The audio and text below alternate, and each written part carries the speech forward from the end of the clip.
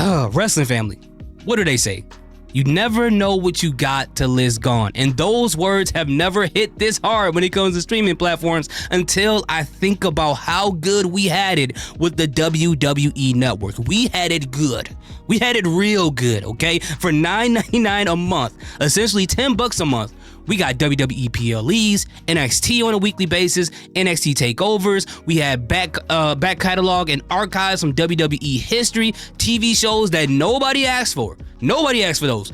But I personally watched them all. Swerved, Storytime, all these different things, okay? We got documentaries, we got podcasts, we got so many things for only $10 a month on one singular app.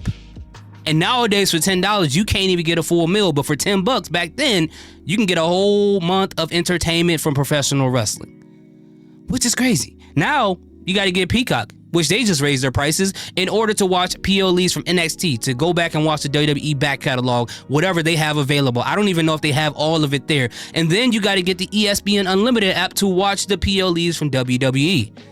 So, if you don't mind, I want to take this opportunity to reminisce on how good we had it before. And being a professional cheapskate, I may cry in this video. I may cry, so don't pay me no attention. Now, before we get started, guys, if you haven't already, hit that like and subscribe button. Let's get into it. There was a time when wrestling fans didn't just survive, we thrived. For just $9.99 a month, we got it all. Every single WWE pay-per-view, WrestleMania, SummerSlam, the Royal Rumble. No more calling the cable company. No more $60 charges on your parents' bill. Yep. Just open the app, and there it was. And that's the thing, really quick, guys. When I was a kid, I didn't get to watch a ton of pay-per-views. I only got to watch probably 2 in total because we couldn't afford it. We couldn't afford a lot of things.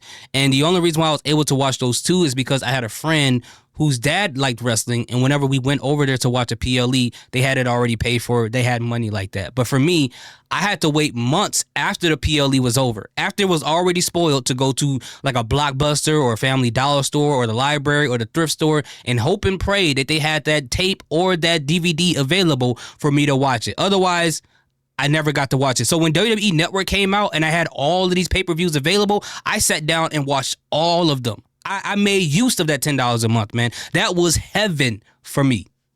For the low price of $9.99, as Michael Cole reminded us time after time. He did. But that wasn't even the best part. The network had it all. Raw, SmackDown, ECW, WCW, NWA. Now don't get twisted, Raw and SmackDown wasn't live on there, okay? I just want to put that out there. Smoky Mountain, AWA, classic territory footage, hidden gems, exclusive documentaries, new shows every week, and the best part, it was all on demand, whenever you wanted it.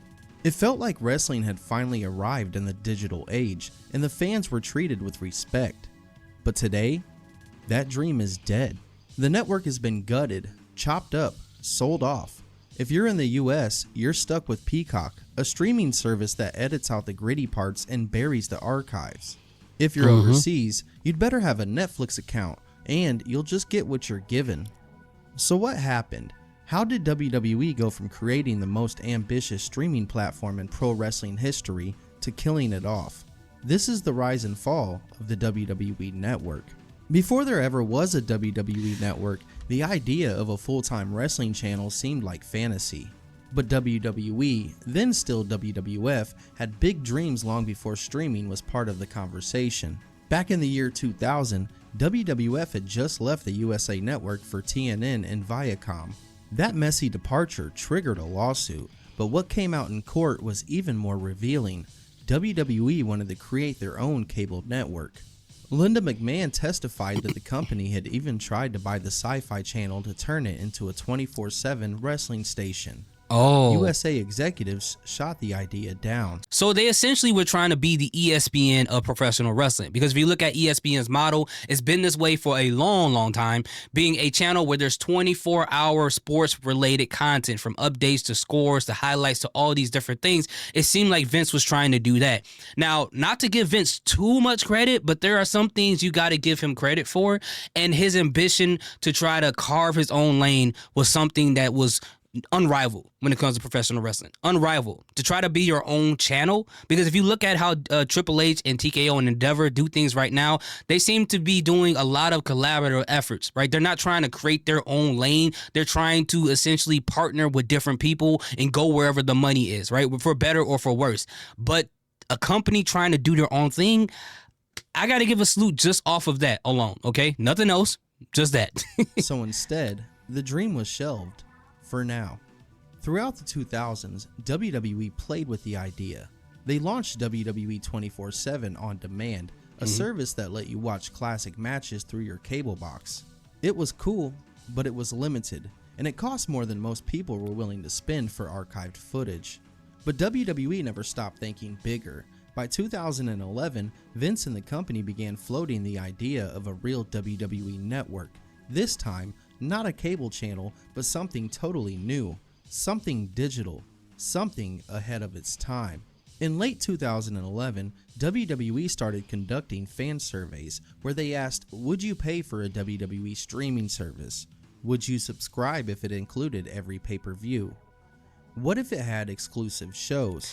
And you know, it's moments like this and that makes people feel the way they feel about the Vince versus Triple H conversation, because just off of having a fan survey is letting you know that they're trying to, at least attempting to listen to the fans. Nowadays, it's like, F the fans, we gonna go where the money resides. Where the money resides, where the money resides. And that's it. You guys sit down, shut up, watch the product. We're not listening to you guys. You're just gonna take whatever we give you. And to some degree, you can't really be too upset about them thinking that way, because a lot of fans do complain about stuff and they still do the exact same thing one Saturday a month, every Monday, every Friday, sometimes Tuesday. They still go back and watch the exact same product they seem to continually hate every single year, right? But I still would say you gotta listen to the customers. But that's just me. I'm not a multi-billionaire. What do I know? WWE Legends House was filmed and shelved. WrestleMania Rewind was teased, and a mysterious countdown clock appeared on WWE.com, targeting April 1st, 2012, the same day as WrestleMania 28. But the date came and went. No launch. The dream was still cooking behind the scenes, though. Over the next year, WWE kept tweaking the plan. By 2013, they had shifted the focus.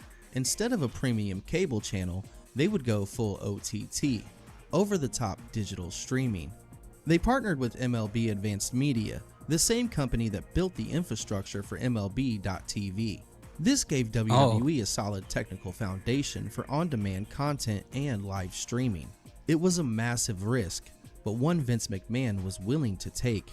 Finally, at CES, the Consumer Electronics Show in January of 2014, WWE officially announced it. It's over the top, it's 24/7, and it's only $9.99 a month. The WWE Network would launch on February 24th, 2014, the night after Elimination Chamber and just weeks before WrestleMania 30. It was a bold move, bypassing pay-per-view providers entirely. You wanted WrestleMania? Then sign up for the network. WWE knew they'd take a short-term hit in pay-per-view revenue, but they were betting big on long-term subscriber growth. At launch, the network featured every WWE, WCW, and ECW pay-per-view, archives of Raw, SmackDown, Nitro, and more. Original series like Countdown, NXT, WrestleMania Rewind, and Legends of Wrestling, live programming, and a 24/7 live channel feed for people who just wanted to turn it on and watch something. The back end struggled. Streaming broke. Xbox apps didn't work. People couldn't log in, but the value was undeniable. The network hit 667,000 subscribers by WrestleMania 30. WWE needed at least 1 million to break even.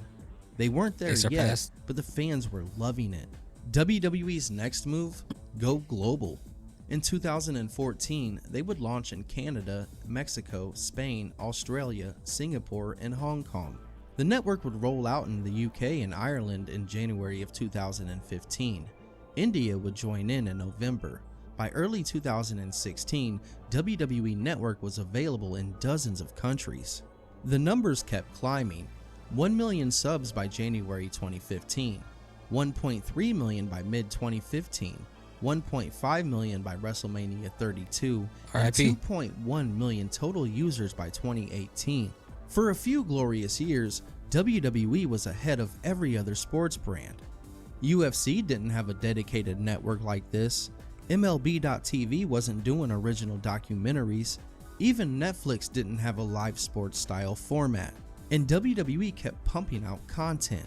WWE 24 gave backstage access after big events.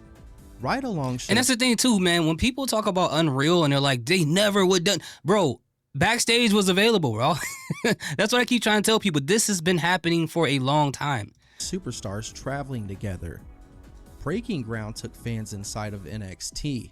Camp WWE brought raunchy adult animation. I love that show. Table for Three gave intimate, unscripted conversations. The Monday Night War was a 20-episode docuseries that let WWE finally tell their version of the WCW collapse. This wasn't just a streaming service, it was a living museum, a content machine, and a wrestling fan's dream playground. By 2019, the WWE network had matured, and so had the technology around it. WWE's original back-end provider, MLB Advanced Media, had been bought out by Disney, transforming it into BAMTech. They were now sharing infrastructure with a company owned by one of their biggest entertainment competitors. So WWE jumped ship. They signed a new deal with Endeavor Streaming, the same parent company behind UFC. WWE also partnered with Massive Interactive to handle the user's interface. The goal? Relaunch the network with a cleaner look, smarter navigation, faster performance, and full control. In July 2019, just before SummerSlam, WWE quietly flipped the switch. The new version rolled out with 1080p streaming, a superstars filter to search by wrestler, better playlists and categories, plans for offline downloads, and improved mobile and console app support. But not everyone was happy. In cutting legacy support, WWE dropped the network from older platforms like the PS3, Xbox 360, and some smart TVs. Fans who still relied on those were left in the dust. Still, the relaunch showed promise, even teasing the idea of multiple subscription tiers. There was talk of a free ad-supported version, the standard $9.99 tier, and a possible premium plan with indie content or early merch drops. It seemed like WWE was preparing for the future, but the world had other plans. In March 2020, the entire world changed. The COVID-19 pandemic shut down live events. WrestleMania 36 was held in an empty performance center. WWE had to innovate quickly, and part of that plan included... Dude, I remember when they announced that WrestleMania got canceled that year. I was so shocked, man. I've never seen anything like that. And I was like, where is this whole pandemic thing about to go? Like, even when it first started, because if you guys are from Illinois, the governor Lightfoot was just like telling people certain things about it, right? And had a lot of people scared. And then when WrestleMania got canceled and all these different events and, you know, whole thing about limited people going into grocery stores and all these different things, regardless of how you feel about the pandemic, it was just a weird time, a really weird time. Up the WWE network for free. For a limited time, WWE made thousands of hours of content available to everyone. Then, on June 1st, 2020, WWE formally launched the free tier of the network. It included recent episodes of Raw Talk and The Bump, older pay-per-views, some original series like Monday Night War and Ride Along, and interviews and short-form content. It was meant to act as a funnel, bring fans in for free, hook them with content, and convert them into paying subscribers. And while smart, it also hinted at something else. WWE might have been looking for a way out. The network was no longer growing at the pace Wall Street wanted. Fan complaints were rising, and WWE's licensing revenue from TV deals was far more lucrative than trying to run their own Netflix. So the writing was on the wall. On January 25th, 2021, WWE announced the most controversial move in network history. The WWE Network is moving exclusively to Peacock. NBC Universal had purchased the US streaming rights to the WWE Network in a 5-year deal reportedly worth over $1 billion. The network as a standalone service would cease to exist in the US by April. All content would live under the Peacock umbrella starting March 18, 2021. For WWE, the math made sense. Guaranteed money, massive exposure, alignment with a media partner who already aired Raw on USA Network. But for fans, it felt like a downgrade. Suddenly, you needed a Peacock Premium subscription to watch what you already paid $9.99 for. The interface was worse. Search functions were clunky. The content library, incomplete at launch. Even worse, Peacock began censoring content. Classic Attitude Era moments disappeared. Roddy Piper versus Bad News Brown from WrestleMania. Yeah, I can understand why they cut this one. This one was this one was a little crazy. This was very crazy. It was very, very crazy. Moved due to blackface. Yeah. Vince McMahon's 2005 skit, gone. Yeah. The network had promised fans the full, unfiltered history of wrestling. Peacock offered a corporate safe version, one that NBC would be comfortable promoting during the Olympics. Suddenly, the dream of a wrestling-focused fan-first streaming home was over. WWE was just part of a bigger machine. While the US was busy adjusting to Peacock, fans overseas held on to the real WWE network. But it wouldn't last. WWE started signing regional deals country by country. Each deal made WWE money, but every time the network lost another piece of its identity. Navigation was different, content changed, archives disappeared, and matches vanished. And worse, fans lost consistency. One country had full access, another didn't. Some had dubbed commentary only, others were missing entire shows. WWE was selling off the network and it was falling apart piece by piece. And then came the final blow. On January 23rd, 2024, WWE made their biggest announcement yet. Beginning January 2025, WWE content including Raw, SmackDown, NXT, documentaries, and PLEs would be moving to Netflix globally. It was the most wide-reaching streaming deal in WWE history. The company claimed this was the next evolution in fan experience. But for those who remember the WWE network, this wasn't evolution, it was extinction. Emails soon went out to international subscribers. On January 1st, 2025, WWE Network will no longer be available in your area. Netflix will become the exclusive home of WWE. In one swift move, the WWE Network was erased from nearly every country on Earth. The exceptions? A few territories where Netflix didn't have immediate rights, where the network would live on, temporarily.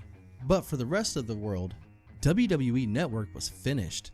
And what will be on Netflix? Well, it won't be the full archive. It won't be what fans once loved. The WWE Network was more than a streaming platform. It was the digital preservation of wrestling history, and the chance to relive childhood memories and discover matches we never even knew existed. And now, the history is scattered, censored, fragmented across platforms. What once felt like a revolutionary shift for the wrestling industry has become a case study in what happens when innovation gets swallowed by licensing. The network started with a promise: everything, everywhere, whenever you want it. But it ended with, please subscribe to Peacock and Netflix. Content subject to change. Limited time special offer. Get it for just $2.50 a month. $2.50. Now it's, I would say right now is 10 times that amount for some packages. I think they're at like $15 now. Crazy. Let's be honest. WWE Network wasn't perfect, but for a few years it was everything we wanted. An actual love letter to wrestling. And now it's gone. Drop your favorite network memories in the comments below. What match or show did you binge first? What originals did you love? And do you think Netflix can ever truly bring that magic back? If you enjoyed this video, hit that like button. Yeah, this was a good video. Great job, Pinfall and Pixels. Phenomenal work. And when it came to WWE Network, of course, I watched NXT on a weekly basis. I worked TakeOver. I watched the PLEs. But I also watched Swerve, Camp, 36 or 24, and a couple other ones. But it was just great. Even though the user interface now on Peacock and Netflix is better as far as the user interface, but it just felt different to have one singular app that you can go to for wrestling related content. Like that was it.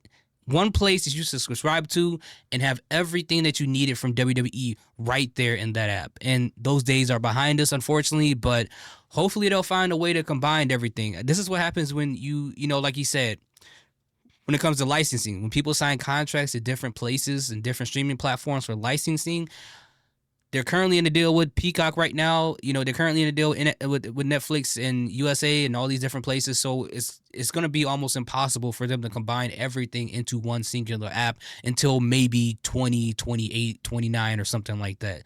So, you know, it is what it is. But those were some amazing times. Let me know in the comment section, what did you love about the WWE Network, besides the cost, of course, and besides the fact that we can watch PLEs there. Were there other shows that you liked that they didn't mention on here? Let me know. Thank you guys so much for watching. I appreciate each and every one of you guys. Salute, peace, have a great day.